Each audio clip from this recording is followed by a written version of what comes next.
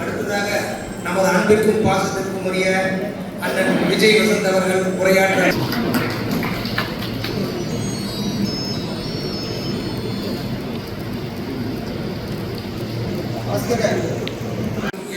எஸ்எஸ்ஏடி பொறுப்பாளர் எஸ் ராஜ்குமார் அண்ணன் ex MLA அவர்களையும் மற்றும் வடக்கு மாவட்ட தலைவர் பி கம்யூனிஸ்ட் மாவட்ட செயலாளர்கள் மற்றும் மாநகர செயலர் மருமச்சி திராவிட முன்னேற்ற கழகத்தின் பாஸ்கர் பரமேஸ்வர் மற்றும் அனைவரும் பேர் சொன்னதாக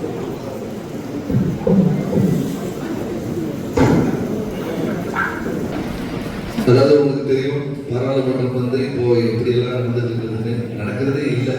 ஏன்னா வந்து நம்மளுடைய கோரிக்கைகளும் மக்களுக்கான ஆட்சியை நடத்தினா நம்மளுடைய கோரிக்கைகள் கேட்பார்கள். மக்களுக்கு விரோதியாக ஆட்சி நடத்தி கொடுத்த பாஜக அரசு யாரோட பேச்சும் கேட்கிற நிலைமையில இல்லை. இப்போ பார்த்தீங்கன்னா ஜூலை 20ஆம் தேதி நம்ம முதல் மழைக்கால பாராளுமன்ற கூட்டம் நடக்குதுன்னு சொல்லி ஆரம்பம் எல்லாம் போனோம். வழக்கம் போல் வந்து நான் கூட்டத்திலிருந்து அமித்ஷா அவர்கள் வந்து வர வேண்டும், மோடி வந்து பதில் சொல்லி விடுறோம்.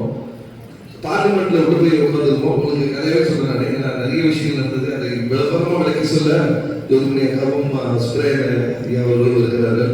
இன்னைக்கு இந்த கோயம்புத்தூர்ல வந்து இந்த நிகழ்வு நடப்பதற்கு முழு முயற்சி எடுத்து உடனே ஷார்ட் டைம்லேயே வந்து இவ்வளவு பெரிய கூட்டத்தை சிறப்பாக தயாரித்த அண்ணன் விஜயகுமார் அவர்களுக்கும், முன்னிலை வகிக்கும் அண்ணன் ராஜ்குமார் அவர்களுக்கும், பி ஆர் ரங்கராஜன் அவர்களுக்கும், சக்திவேல் அவர்களுக்கும் மற்றும் எல்லாருக்கும் என்னுடைய வணக்கத்தை வெளி சொல்லியிருக்கிறேன். இந்த பாராளுமன்ற கூட்டத்தில் வந்து அதாவது பாராளுமன்ற கூட்டம் நடப்பதற்கு நம்மளுடைய மக்கள் பிரச்சனையை எடுத்து செல்ல வேண்டும், சட்ட திட்டங்கள் கொண்டு வரும்போது அதை விவாதித்து அதை வந்து பாஸ் செய்ய வேண்டும். இதுதான் வந்து நம்மளுடைய அதாவது நீட் தேர்வு முறைகேடு நடக்குது. அதை வந்து கண்டித்து நாடு முழுவதும் மாணவர்கள் போராட்டத்தில் இறங்க இருந்தார்கள். அதற்கு ஜந்தர் மந்தர்ல வந்து மாணவர்கள் பல நாளாக போராட்டம் நடத்திட்டு வந்தார்கள். இதுக்கு ஒரு செகண்ட் சரிக்காத வந்து நம்ம மத்திய அரசு அவர் ராஜினாமா பண்ணணும்னா ராஜினாமா பண்ணவே மாட்டேன். இதுக்கு முன்னாடி வந்து ஒரு மத்திய அமைச்சர் சொல்லியிருக்காரு, ராஜினாமா பண்றதுலாம் எங்க அரசோட பழக்கமே கிடையாது. முன்னாடி வந்து ஒரு ட்ரெயின் விபத்து ஆகுனா வந்து ரயில்வே மந்திரி வந்து பதவி எழுதுவார். அதுக்கப்புறம் வந்து இந்த மாதிரி பல சம்பவங்கள் பார்த்துருக்கோம். ஏன்னா என்னோட சீனியர் நிறைய பேர் இருக்கீங்க, உங்களுக்கு தான் தெரியும், சரிதானே? நம்ம அதுதான் காங்கிரஸ் வந்து நம்ம கொள்கைக்கு இப்போ வந்து மக்களுக்கு ஒரு பிரச்சனையா அதை நான் தான் பொறுப்புன்னு சொல்லி அந்த தலைமையில ஏற்றுக்கிட்டு வந்து இப்போ பதவி விளைக்கிற காலத்துல வந்து இப்போ யார் என்ன பண்ண நாங்க அப்படிதான் இருப்போம் அப்படின்ட்டு அசால்ட்டா மக்கள் தானே நம்ம பார்த்துக்கலான்ற ஒரு பெரிய ஒரு துமுறோட இருக்கான்னு சொல்லலாம். நம்முடைய தமிழ்நாடு பேசணுங்கிற அடிப்படையில் இந்த கூட்டம் இங்கே கூட்டப்பட்டிருக்கிறது. நீங்க எல்லாருமே டிவியில், சோசியல் மீடியாக்களில், மற்ற ஊடகங்களில் பார்த்துருப்பீங்க நாடாளுமன்ற நிலை எப்படி இருக்கு அப்படின்னு சொல்லிட்டு. பொதுவாகவே நாடாளுமன்றம்ங்கிறது வந்து ஒரு மன் கி பாத், எப்படி நரேந்திர மோடி அவர்கள் வந்து ரேடியோவில் பேசுவார், ஒருத்தரும் குறுக்க பேச முடியாது, நாங்கள் வரல அப்படின்னு வேற சொல்லிடுறாங்க. அந்த மாதிரி தொடர்புக்கு அப்பால் இருக்கிற மாதிரி கேள்விகளுக்கு அப்பால் இருக்கிற ஒரு பிரதமரை ஒரு முதல் முறையாக இந்த நாடு கொண்டிருக்கிறது. ஸோ அந்த மாதிரி ஒரு சூழலை நாடாளுமன்றத்தை ஒரு மன் கி பாத் நிகழ்வாக ஒரு மாற்ற முயற்சி பண்றாங்க. சுருக்கமா சொல்லணும்னா அதுக்கு வந்து அதை அனுமதிக்க நாங்கள் தயாராக, நம்ம ஒன்றும் அரசாங்கத்தின் கைப்பாவையாக இருக்கிற ஆல் இண்டியா ரேடியோ இல்லை தூர்தர்ஷனில் நம்ம ஒரு காத்திரமான எதிர்கட்சி, அருமை தலைவர், நாடாளுமன்றத்திலே மக்களவை எதிர்கட்சி தலைவர் ராகுல் காந்தி அவர்கள் எந்திரிச்சு நின்னாலே ஃபயர் ஆகுது. தலைவர் ராகுல் காந்தி அவர்கள் பேசினாலே மக்கள் வந்து அதை கேட்கிறாங்க. மக்கள் விரோத ஆட்சிக்கு, நரேந்திர மோடி அவர்களுடைய பாஜக ஆட்சிக்கு எதிரான ஒரு மனநிலையை வந்து அவர் உருவாக்குறாரு. மக்களோட குரலாக நாடாளுமன்றத்தில் ஒலிக்கிறார். எவற்றையெல்லாம் தேசிய விடுதலை இயக்கத்தில்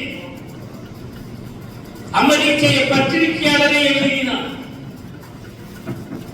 அண்ணல் காந்தியடிகளின் தலைமையில் நடைபெற்ற உப்பு சத்தியாகிரகத்தில் பூம்போட்ட இரும்பு பூம்போட்ட தடிகை அன்றைய பிரிட்டிஷ் கலோனியல் போலீஸ் வைத்திருந்த தடிகை உப்பு காய்ச்சுவதற்காக துணிகிற போது நச்சென்று தலையில் இரும்பு வளையம், கனத்த இரும்பு வளையம் பொருத்தப்பட்டுள்ள தடியில் அடித்தால் மண்டை என்ன ஆகும்? பைலட் தியாகு, வெள்ளிங்கிரி, அழகு ஜெயபாலன் அவர்கள் இல்லாதடா இருக்குல்ல, என்ன பண்ணுவார் திமுக இந்தியா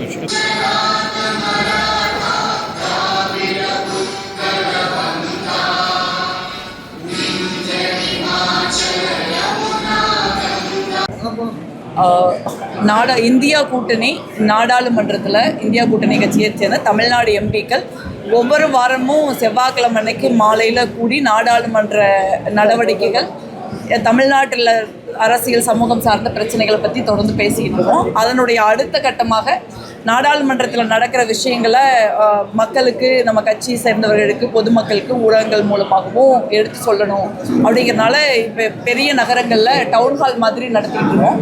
அது இன்றைக்கி கோயம்புத்தூரில் அந்த மாதிரி ஒரு நிகழ்வை கோயம்புத்தூர் மாவட்ட மாநகர காங்கிரஸ் கமிட்டி ஆர்கனைஸ் பண்ணியிருக்காங்க. அதில் திருப்பூர் நாடாளுமன்ற உறுப்பினர், கன்னியாகுமரி தோழர் சுப்ராயன், கன்னியாகுமரி நாடாளுமன்ற உறுப்பினர் விஜய் வசந்த், நான் 3 பேரும் இங்கே பேசுகிறோம். இதே மாதிரி 3 நாடாளுமன்ற உறுப்பினர்கள் திருச்சியில், மதுரையில், சென்னையில், அந்த மாதிரி பல்வேறு நகரங்களில் இந்த கூட்டத்தை நாங்கள் தொடர்ந்து நடத்துகிறோம். நாடாளுமன்றம் ஒரு அசாதாரணமான சம்பவங்கள், மக்களுக்கு எதிரான சம்பவங்கள், சட்டங்கள் நிறைவேற்ற இடமாக மாறி இருக்கு.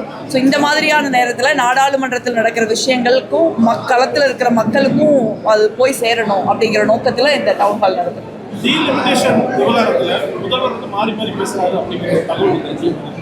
இல்லை, டீலிமிட்டேஷன் விவகாரத்தை பற்றி எங்களால் உறுதியாக சொல்ல முடியும். மாண்புமிகு முதலமைச்சர் அவர்களோ இல்லை ஒரு அரசியல் கட்சியாக தாவேக்காகவோ எந்த மாற்று நிலைப்பாடையும் அவங்க எடுக்க மாட்டாங்க. ஏன்னா சட்டமன்றத்தில் நம்ம தீர்மானம் நிறைவேற்றுறதுக்கு முன்னாடி இப்போது இருக்கிற இந்தியா கூட்டணியினுடைய கட்சியினுடைய நாடாளுமன்ற உறுப்பினர்களை மாண்புமிகு முதலமைச்சர் அவர்கள் சந்தித்தாங்க. ஒரு நிறைவான ஒரு நெடிய விவாதம் நடந்தது. அந்த விவாதத்தின் அடிப்படையில் மாண்புமிகு முதலமைச்சர் அவர்கள் இறுதியாக பேசுகிறப்ப அந்த கூட்டத்தில் என்ன முடிவு இருந்ததோ, அந்த கூட்டத்தினுடைய முடிவுங்கிறது 543 எம்பிக்கள் தான் இருக்கணும். மக்கள் தொகை அடிப்படையில் தான் நாங்கள் தொகுதி மறுவரையறை செய்வோம்னு இனிமேல் சொல்லக்கூடாது. அடுத்து 25 வருஷத்துக்கு இப்போ என்ன இருக்கோ அதையே ஃப்ரீஸ் பண்ணோம். அந்த 543 நாடாளுமன்ற உறுப்பினர்களில் மக்களவையில் அதில் 33% பெண்களுக்கு இடஒதுக்கீடு கொடுக்கணும். இதுதான் அந்த கூட்டத்தினுடைய சாராம்சம். அதை தான் முதலமைச்சர் அவர்கள் ஏற்றுக்கிட்டாங்க. அவங்களும் அது சம்பந்தமாக தாவேகாவோட நிலைப்பாடும் அதுதான் சொன்னாங்க. தமிழ்நாடு அரசாங்கத்தோட நிலைப்பாடு அதுதான் சொன்னாங்க. அதன் அடிப்படையில் தான் சட்டமன்றத்தில் தீர்மானம் நிறைவேற்றப்பட்டது. அதிலிருந்து பின்வாங்குற பேச்சுக்கு இடமில்லை. அதை நிச்சயம் முதலமைச்சர் செய்ய மாட்டாங்க. சட்டமன்றத்தில் நிறைவேற்றப்பட்ட தீர்மானமும் அமித்ஷா தலைமையில் நடைபெற்ற கூட்டத்தில் விஜய் பேசுவது ஒரே கருத்து தானா? ஒரே கருத்து அப்படின்னு பார்க்குறீங்களா? இல்லை, அதில் ஏதோ அப்படி நாங்கள் இல்லைங்கிறத தாவேகா விளக்கம் கொடுத்துருக்காங்க. ஆனால் நான் என்னால் அதை உறுதியாக சொல்ல முடியும். நாங்கள் we can vouch for that. மிக நிச்சயமாக நான் என்ன சொன்னனோ அதுதான் தமிழ்நாடு அரசாங்கத்தினுடைய நிலைப்பாடு, மாண்புமிகு முதலமைச்சர் அவரோட நிலைப்பாடு, தாவேகாவோட நிலைப்பாடு. அது எந்த மாற்றம் இல்லை. பாஜகவுக்கு ஆதரவாக இருக்கிற மாதிரியே இல்லை, அதாவது பாஜக எதிர்ப்புங்கிறது ஒவ்வொரு கட்சிக்கும் ஒவ்வொரு விதமாக இருக்குது. இப்போ காங்கிரஸ் கட்சியோ இல்லை இடதுசாரி இயக்கங்களோ இல்லை விடுதலை சிறுத்தைகளோ முஸ்லீம் லீக் போன்ற கட்சிகளோ, நாங்கள் இப்போ இந்தியா கூட்டணியில் இருக்கிற கட்சிகள் அது ரொம்ப டெய்லியுமே காத்திரமாக நாங்கள் பேச வேண்டியிருக்கு. தமிழ்நாட்டில் ஒரு புதிய அரசியல் கட்சி அவங்க இருக்காங்க தாவேகா. ஒரு புதுசாக பொறுப்புக்கு வந்திருக்காங்க. மாண்புமிகு முதலமைச்சர் உட்பட நிறைய பேர் அரசியல்லையோ இல்லை அரசாங்கத்தை நடத்தியோ முன் அனுபவம் இல்லாமல் இருக்காங்க. ஸோ அதனால் அவங்களுக்கு ஒரு டைம் கொடுக்கணும்னு நான் நினைக்கிறேன். ஒரு போதுமான அளவுக்கு டைம் கொடுக்கணும். ஏன்னா ஒரே நேரத்தில் எல்லாத்தையும் பல ஃப்ரண்ட் நம்ம ஓப்பன் பண்ண முடியாது. ஆனால் தமிழ்நாட்டினுடைய உரிமைகள் அப்படின்னு வர்றப்ப அவங்க ஒரு தெளிவான ஒரு நிலைப்பாட்டை எடுக்கிறாங்க. தமிழ்நாட்டினுடைய உரிமைகளை அதிமுக அரசாங்கம் உதயமின் திட்டத்தில் போய் கையெழுத்து போட்ட மாதிரியோ தமிழ்நாட்டின் நலன்களை காம்ப்ரமைஸ் பண்ணுற எந்த முடிவையும் அவங்க எடுக்கல. அது நீங்கள் தமிழ்நாட்டுக்கு வரக்கூடிய நிதி ஒதுக்கீடாக இருந்தாலும் சரி, இல்லை தமிழ்நாட்டில் இப்போ கூட உச்சநீதிமன்றத்தில் நவோதயா ஸ்கூல்களுக்கு நீங்கள் இடம் கொடுக்கணும்னு சொன்னாங்க. அதை எடுத்து அஃபிடவிட் போட்டிருக்காங்க. அது ராஜீவ்காந்தி அவர்கள் கொண்டு வந்த ஸ்கூல் தான். எங்களுக்கு அதில் இமோஷனலாக கனெக்ட் இருக்குது. பட் இருந்தால் கூட இன்றைய பாரதிய ஜனதா கட்சி ஆட்சி அதை இந்திய திணிக்கிறதுக்கான ஒரு வழியாக தான் அதை பயன்படுத்துவாங்க. ஸோ அதில் அவங்க ஒரு சரியான நிலைப்பாட்டை எடுத்திருக்காங்க. காவிரி விவகாரங்களில் சரியான நிலைப்பாட்டை எடுத்திருக்காங்க. தமிழ்நாட்டினுடைய தமிழ் தாய் வாழ்த்து விவகாரத்தில் சரியான முடிவை எடுத்திருக்காங்க. அதனால் தமிழ்நாட்டினுடைய உரிமைகள்ங்கிற வர்றப்ப ஒரு மாண்புமிகு முதலமைச்சரோ அரசோ எந்த விதமான சமரசம் செய்து கொள்ளைங்கிறத பார்க்க முடியுது. மற்ற விஷயங்களுக்கு ஒவ்வொரு அரசியல் கட்சிக்கும் ஒரு அணுகுமுறை இருக்குது. I think they need some time தான். இப்போ காங்கிரஸ் கர்நாடகாவில் இருக்கும்போது மேகதான சம்பந்தமாக பேசி முடிக்கிறதுக்கான வழி ஏதாவது இல்லை. என்னை பொறுத்த வரைக்கும் நம்ம போகலாம், பேசலாம், அதெல்லாம் ஒன்றும் பிரச்சனை இல்லை. ஆனால் நம்மளுடைய அடிப்படையான நிலைப்பாடு எங்கே இருக்கணும்னா, நம்ம வந்து எந்த கட்சி ஆட்சியில் இருந்தாலும் நம்ம ஒரு நீண்ட நெடிய சட்ட போராட்டத்தை நம்ம நடத்தியிருக்கோம். அந்த சட்ட போராட்டத்தின் அடிப்படையில் நமக்கு அது முழுக்க முழுக்க திருப்தியான ஒரு தீர்வுன்னு இல்லாட்டி கூட ஒரு சட்டப்படி ஒரு தீர்வு நமக்கு கிடைச்சிருக்கு. காவிரி நடுவர் மன்ற ஆணையம், உச்சநீதிமன்றம், இந்த மாதிரி அதை தான் நம்ம முக்கியமாக நினைக்கணும். இதன் அடிப்படையில் நம்ம தொடர்ந்து சட்ட ரீதியான விஷயங்களை அணுகணும், சண்டை போடணும். பட் பேசுறது ஒன்றும் தப்பு இல்லைன்னு நான் நினைக்கிறேன். ஏன் வந்து கர்நாடக முதலமைச்சர் பேச தயங்குறாருன்னு எனக்கு தெரியல. ஆனால் ஒரு பேசுறதன் மூலமாக வந்து நம்ம நிலைப்பாட்டை விட்டு கொடுத்துட்டு அர்த்தம் கிடையாது. நீங்கள் வந்து ஒரு அவ்வளோ பெரிய பிரிட்டிஷ் அரசாங்கத்தோட நம்ம யுத்தம் நடத்துகிறப்ப அவங்களுடைய எல்லா விதமான அவங்க கையில் இருக்கிற அஸ்திரங்களையும் ஆயுதங்களையும் நம்ம மேலே ஏவுறாங்க. அப்போ கூட ஒரு பக்கம் நம்ம சண்டை பண்ணிட்டு இருக்கோம், இன்னொரு பக்கம் காந்தி வட்டமேசை மாநாடுகளில் காந்தியோ, காங்கிரஸ் கட்சியோ, கிலாபத் இயக்கம், முஸ்லீம் லீகோ தொடர்ந்து பேசுகிறாங்க. பேசுறதுனால வந்து நம்மளுடைய நிலைப்பாட்டில் நம்ம சமரசம் செய்துகிற அர்த்தம் கிடையாது. பேசுறது ஜனநாயகத்தில் ஒரு முக்கியமான விஷயம் நான் நினைக்கிறேன். பெட்ரோலோட வந்து எத்தனால் 20% கலக்குறங்கிற வந்து ஒரு மத்திய அரசு தவறான கொள்கையினால் வந்துட்டு அதாவது அத்தியாவசிய பொருட்களின் விலை உயர்வாயிருக்கு அப்படின்னு சொல்லிட்டு ஜெயராம் ரமேஷ் இன்னைக்கு தன்னோட சமூக வலையத்தில் போயிருக்காரு. எப்படி பார்க்குறீங்க இந்த இது? இல்லை, நீங்கள் வந்து இந்த எத்தனால் இப்போ இந்த மீட்டிங்கோட நோக்கமே இப்போ எத்தனால் கலக்கிறதா இருந்தாலும் சரி, இல்லை ஒரு டீலிமிட்டேஷன் தொகுதி மறுவரையறை சம்பந்தமாக இருந்தாலும் சரி, எஃப்சிஆர்ஏ பில்லாக இருந்தாலும் சரி, அவங்க தன்னிச்சையாக எல்லாத்தையும் பண்ணுறாங்க. இதுக்கெல்லாம் ஒரு கன்சல்டேஷன் நடத்தணும், மக்களை கேட்கணும், எக்ஸ்பர்ட்ஸை கேட்கணும், இதெல்லாம் பண்ணணும்ல. இப்போ நீங்கள் பூட்டான் அரசாங்கம் சொல்கிறாங்க உங்கள் பெட்ரோலை நாங்கள் வாங்க முடியாது, நீங்கள் வாங்கினா எங்களுடைய காரெல்லாம் வீணாக போயிடும் அப்படின்னு. அவங்க பூட்டான் அரசாங்கம், அதனால் அவங்க சொல்லிட்டாங்க. நமக்கு அரசாங்கமே இவங்க தான் நமக்கு பாஜக தான் எத்தனாலும் நம்ம மேலே திணிக்கிறாங்க. நீங்கள் நிறைய பேர் வந்து நீங்கள் ஒரு நடுத்தர குடும்பத்தில் ஒருத்தர் ஒரு கார் வாங்குறாங்க, இல்லை ஒரு பைக்கே வச்சுருக்காங்க அப்படின்னா அது என்ஜின் சீஸ் ஆயிடுச்சுன்னா என்ன பண்ணுறது நம்ம? அதனால இவங்க வந்து அதாவது நான் என்ன நினைக்கிறேன்னா, எரியிற வீட்டில் பிடுங்க வரைக்கும் லாபம்பாங்க. இந்த ஆட்சி வந்து நரேந்திர மோடியின் ஆட்சி முடிவுக்கு வந்துகிட்டு இருக்கு. அதனால நம்மளால எவ்வளவு கொள்ளையடிக்க முடியுமோ, எவ்வளவு தூரம் இந்தியாவை வந்து அழிச்சிட்டு போக முடியுமோ போலாங்கிற ஒரு முடிவு மாதிரி தான் எனக்கு தெரியுது. அது ஒரு சரியான முடிவு கிடையாது.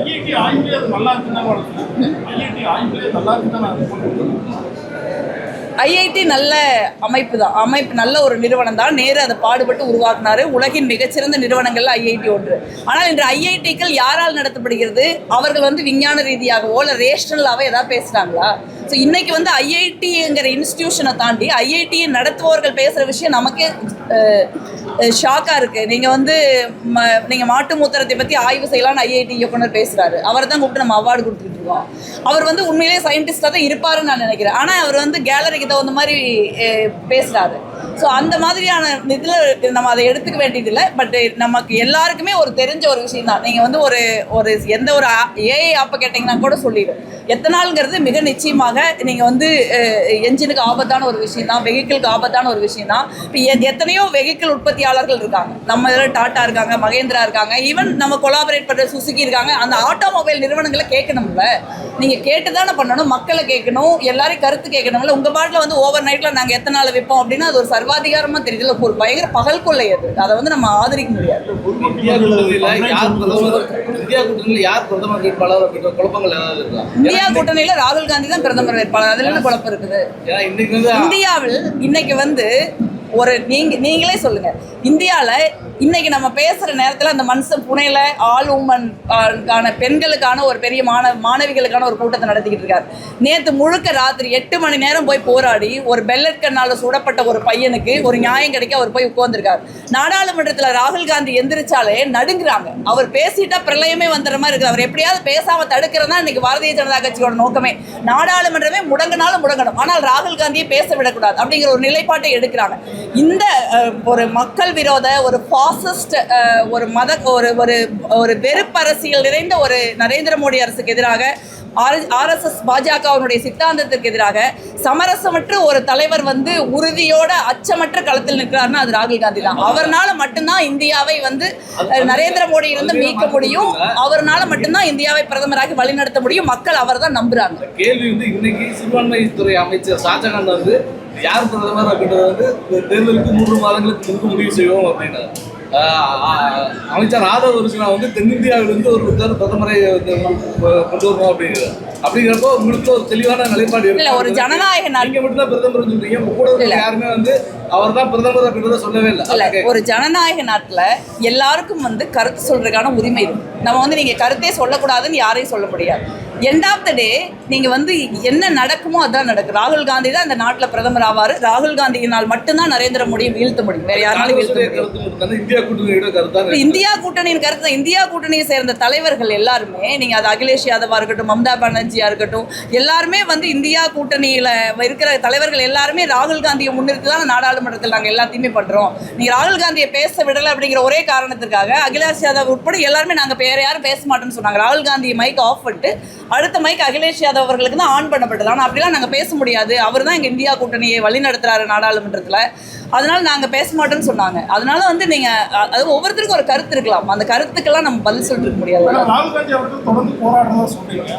காங்கிரஸ் ஜனதா பார்ட்டி அந்த நீட்டு விவகாரத்திலே ஒரு முடிவு எடுக்கிறாங்க. நான் என்ன, நீங்கள் வந்து காக்ரோச் ஜனதா பார்ட்டி அல்ல மாணவர்களுக்கு அதில் இருக்கிற ஒரு அவர்களுடைய போராட்டத்தையோ அதில் இருக்கிற அவங்களுடைய பங்களிப்பையோ நம்ம குறைச்சி மதிப்பிட முடியாது. அது ஒரு நல்ல விஷயம் நான் நினைக்கிறேன். ஒரு நாட்டில் வந்து மாணவர்கள் வந்து போராட்ட களத்துக்கு வந்து தங்களுக்கு இழைக்கப்பட்ட அநீதிக்கு எதிராக போராடுறதும், அதே மாதிரி அவங்க என்ன மாதிரியான போராட்ட அணுகுமுறைகளை கடைபிடித்தாங்கன்னா ரொம்ப ஒரு மகிழ்ச்சி ஆச்சரியமாக இருக்குது. ஒரு அவ்வளோ பெரிய வன்முறையை நரேந்திர மோடி அரசாங்கம் அவங்க மீது ஏவுறாங்க. அப்போ கூட அவங்களுடைய போராட்டங்கிறது ரொம்ப கூலாக, கான்ஃபிடென்ட்டாக, ரொம்ப நகைச்சுவை மிகுந்ததாக தான் இருந்தது. அது அவங்களுடைய பங்களிப்பை வந்து நாங்கள் உண்மையாலுமே நாங்கள் மதிக்கிறோம். ஆனால் வந்து இந்த பேப்பர் லீக் இஷ்யூவையும் தர்மேந்திர பிரதான் ராஜினாமா பண்ணணுங்கிறதையும் முதல்ல எடுத்து அந்த போராட்டத்தை பில்ட் பண்ணது காங்கிரஸ் கட்சி தான். நாங்கள் வந்து சிஜேபி கிட்ட இருந்து எங்களுக்கு அழைப்பு இருந்தால் கூட நாங்கள் அங்கே போனோம்னா வந்து உடனே மாணவர் போராட்டத்துக்கு காங்கிரஸ் சாயம் பூசிடுவாங்க. அதனால் அந்த போராட்டத்துக்கு பின்னிருந்து நாங்கள் என்ன பண்ண முடியுமோ அனைத்தையும் பண்ணோம். அதில் ரொம்ப முக்கியமானது வந்து மாணவர்கள் மீது வன்முறை ஏவப்பட்ட பொழுது இப்போ தலைவர் ராகுல் காந்தி அவர்கள் தலைமையில் நாடாளுமன்ற உறுப்பினர்கள், இந்தியா கூட்டணியை சேர்ந்த நாடாளுமன்ற உறுப்பினர்கள் பிரதமர் வீட்டு முன்னாடி உட்காந்து நாங்கள் கேரோ பண்ணோம். அது ஒரு பெரிய விஷயமா எனக்கு இருந்தது. ஸோ அதனால் இது ஒரு கலெக்டிவ் எஃபர்ட்னு தான் நான் நினைக்கிறேன். பட் மாணவர்களுடைய போராட்டத்தை நாங்கள் வரவேற்கிறோம். அதை வந்து தொடர்ந்து அதுக்கு என்ன சப்போர்ட் பண்ண முடியுமோ அதை பண்ண நாங்கள் தயாராக. தென்னிந்தியாவில் வந்து இந்தியா கூட்டணி வளர்வதற்கு காரணமே திமுக இல்லாத இந்தியா கூட்டணி வரக்கூடிய நாடாளுமன்ற தேர்தலில் எந்த அளவுக்கு பலமாக இருக்குது? என்னை பொறுத்த வரைக்கும் தமிழ்நாட்டில் இன்றைக்கு இருக்கிற தாவேகா தலைமையிலான கூட்டணி தமிழ்நாட்டின் 39 சட்டமன்ற தொகுதிகள், புதுச்சேரியில் ஒரு சட்டமன்ற தொகுதி, 40 தொகுதிகளையும் மிகப்பெரிய வாக்கு வித்தியாசத்தில் வெல்லும். ஒரே நிமிஷம் கேட்குறது. பெட்ரோல் வந்து சயின்டிஸ்ட்கள் ப்ரூவ் பண்ணப்பட்டது, எண்ணெய் நிறுவனங்கள்லாம் அங்கீகரிக்கப்பட்டது. அதை நீங்கள் சிம்பிளாக இக்னோர் பண்ணுறீங்களா? அதுக்கு என்ன காரணம்? இல்லை, எண்ணெய் நிறுவனங்கள் அவங்களுக்கு லாபம் வந்து அங்கீகரிக்க தாங்க செய்வாங்க. எண்ணெய் நிறுவனங்கள் நீங்கள் திருடன்ட்டு போய் வந்து நம்ம வந்து ஒரு நியாயம் கேட்குற மாதிரி தான். நீங்கள் வந்து யாரை கேட்கணும்? கார் உற்பத்தி பண்ணுறவங்கள கேட்கணும், கார் வச்சிருக்கிறவங்கள கேட்கணும், பைக் உற்பத்தி பண்ணுறவங்கள கேட்கணும், பைக் வச்சிருக்கிறவங்கள கேட்கணும். நீங்கள் யாரையுமே கேட்காம முதல்ல எத்தனை நாளை திணிச்சுட்டு அதுக்கப்புறம் அது ரொம்ப நல்லது அப்படின்னு சொன்னால் அதை ஏற்றுக்க முடியாதுல்ல.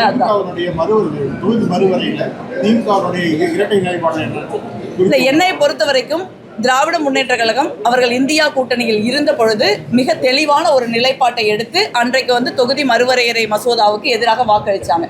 இன்னைக்கு அதை மாற்றிக்க வேண்டிய தேவை திராவிட முன்னேற்ற கழகத்துக்கு இருக்குதுன்னு நான் நினைக்கல. அந்த மசோதா அன்னைக்கு எப்படி மோசமானதோ அதே மாதிரி அது இன்றைக்கும் மோசமானது தான்.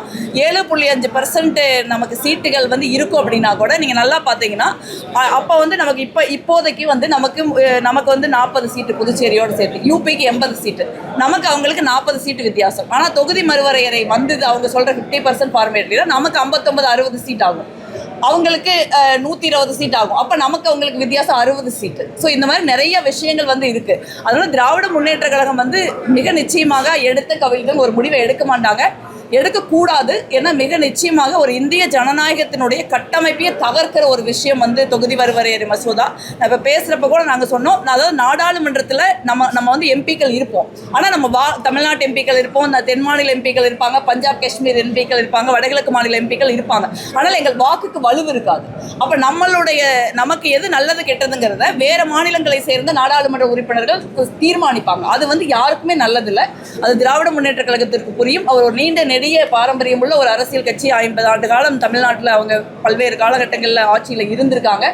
அதனால வந்து ஒரு பொறுப்பான முறையில் அவர்கள் முடிவெடுப்பாங்க நான் நம்புறேன், எடுக்கணும் விரும்புகிறேன்.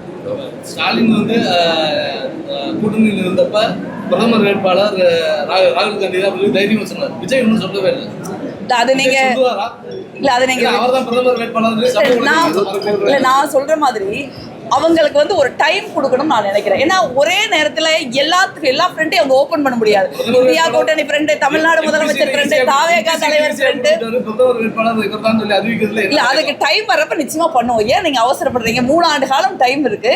அதனால வந்து இப்போ என்னன்னா ஒரு புதிய அரசாங்கம், எந்த அரசாங்கமா இருந்தாலும் ஒரு அரசியலுக்கோ இல்லை ஒரு அரசியல் நடத்தியோ ஒரு அனுபவம் இல்லாத ஒரு அரசாங்கம் வர்றப்ப அவங்களுக்கு ஒரு டைம் வேணும். ஏன்னா ஒரே நேரத்தில் வந்து அரசாங்கத்தையும் நடத்தணும், சட்டமன்றத்தையும் நடத்தணும், கூட்டணியும் நடத்தணும், பிரதமர் வேட்பாளரையும் அறிவிக்கணும்னு நம்ம சொல்ல முடியாதுல்ல. எல்லாமே கரெக்டாக நடந்துகிட்டு இருக்கு. அவங்க ஏதாவது ராகுல் காந்தி பிரதமர் வேட்பாளர் இல்லைன்னு சொல்றாங்களா? அப்படி ஒன்றும் சொல்லல. ஸோ அந்த மாதிரி ஒரு இல்லை, அதுக்கான தேவையே வரல. ஏங்க இப்பதான் ஒரு பிரதமர் வேட்பாளருக்கான எலெக்ஷனே நடந்து முடிஞ்சிருக்கு. 2 வருஷம் தான் இருக்கு நாங்களாம் எம்பி ஆகி.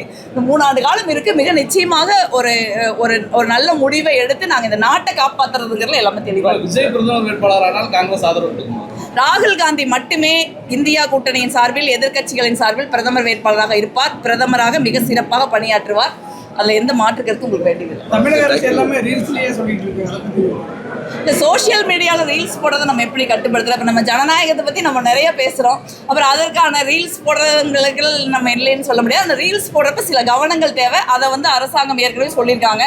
இப்போ அமைச்சர்களோ இல்லை சட்டமன்ற உறுப்பினர்களோ போகிறப்ப கவனமாக இருக்குன்னு முதலமைச்சர் கூட்டத்தில் சொன்னதுக்கப்புறம் எந்த பிரச்சனையும் இல்லைன்னு நான் நினைக்கிறேன்.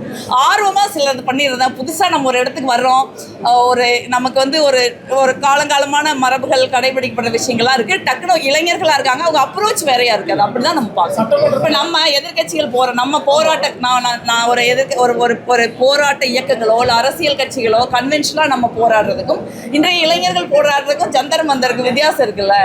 அந்த மாதிரி ஒரு சில ஏஜ் இஷ்யூஸ் இருக்குல்ல, அதை வந்து நம்ம ஒரு பெரிய குற்றமாக பார்க்கக்கூடாது.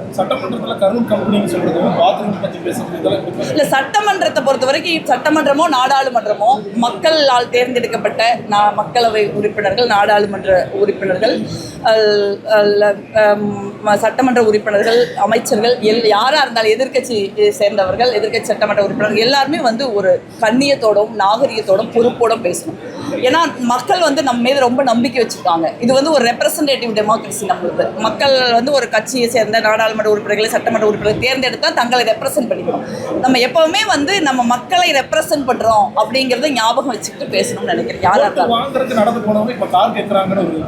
இல்லை, நான் அதுக்கு எனக்கு ஒரு மாற்று கருத்து இருக்கு.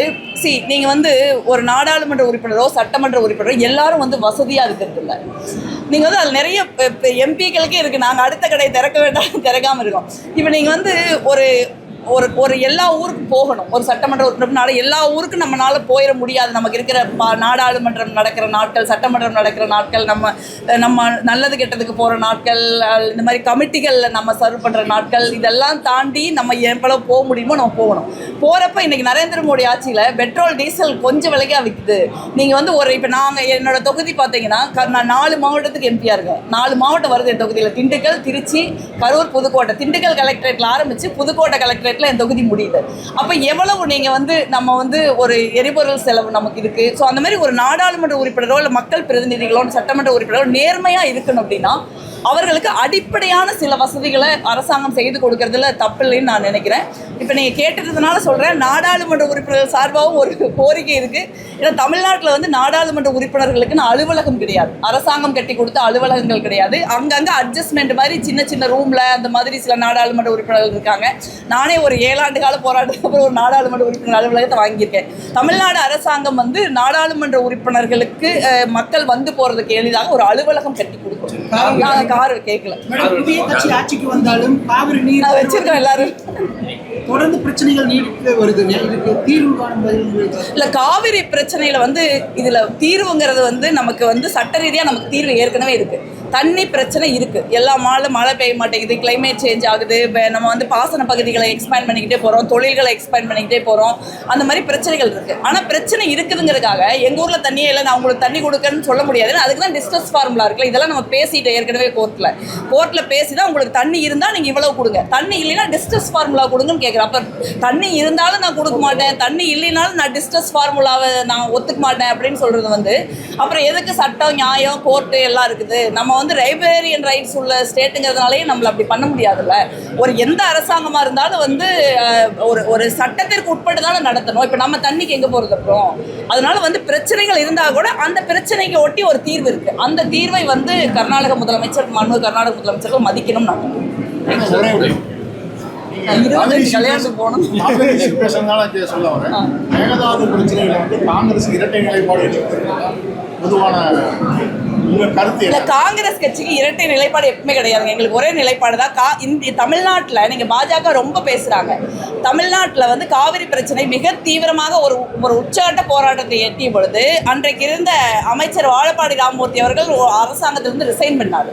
ஆனா பாஜக என்னைக்காவது பண்ணியிருக்காங்களா? அதனால பாஜகவை பொறுத்த வரைக்கும் இன்னைக்கு பாஜக அரசாங்கம், இதே நான் ஒன்று சொல்றேன், இதே மாதிரி ஒரு டேம் கட்ட ஒரு தண்ணி திறக்காத ஒரு சூழல்ல மன்மோகன் சிங் அரசாங்கம் தெளிவாக வந்து கர்நாடக முதலமைச்சரை அழைத்து நீங்க வந்து உச்சநீதிமன்றமும் காவிரி ஒழுங்காற்று ஆணையம் எவ்வளவு டிஎம்சி தண்ணி திறந்துருக்காங்களோ அதை திறங்கன்னு சொல்லி திறக்க வச்சாங்க. ஆனா இன்னைக்கு ஒரு பிரதமர் இருக்காருல்ல, அவர் வாயை திறக்க மாட்டாரா, பேச மாட்டாரா? அவருக்கு வந்து காவேரி ஒழுங்காற்று ஆணையத்தில் என்ன சொல்லியிருக்காங்கன்னு தெரியாதா? எதுக்கு கர்நாடகத்துக்கு சப்போர்ட் பண்ணிட்டு இருக்காரு? பாரதிய ஜனதா கட்சி எப்பவுமே வந்து அவங்களுக்கு அரசியலும் அவங்களுடைய வெற்றி அதன் மூலமாக சம்பாதிக்கிற பணம் இதுதான் அவங்களுக்கு முக்கியம். ஆனா காங்கிரஸ் கட்சிக்கு அப்படி கிடையாது. நாங்க எது நியாயமோ அதை ஏற்றுக்கொள்வோம். உச்சநீதிமன்ற தீர்ப்பையும் காவிரி ஒழுங்காற்று ஆணையத்தினுடைய தீர்ப்பையும் நாங்கள் ஏற்கிறோம். அதில் எங்களுக்கு எந்த மாற்று கருத்து கிடையாது. அதே மாதிரி தமிழ்நாடு காங்கிரஸ் கமிட்டியை பொறுத்த வரைக்கும் ஏற்கனவே தமிழ்நாடு காங்கிரஸ் கமிட்டி தலைவர் சொல்லியிருக்காரு, மேகதாது அணையில் ஒரு கல்லை கூட வைக்க தமிழ்நாடு காங்கிரஸ் கமிட்டி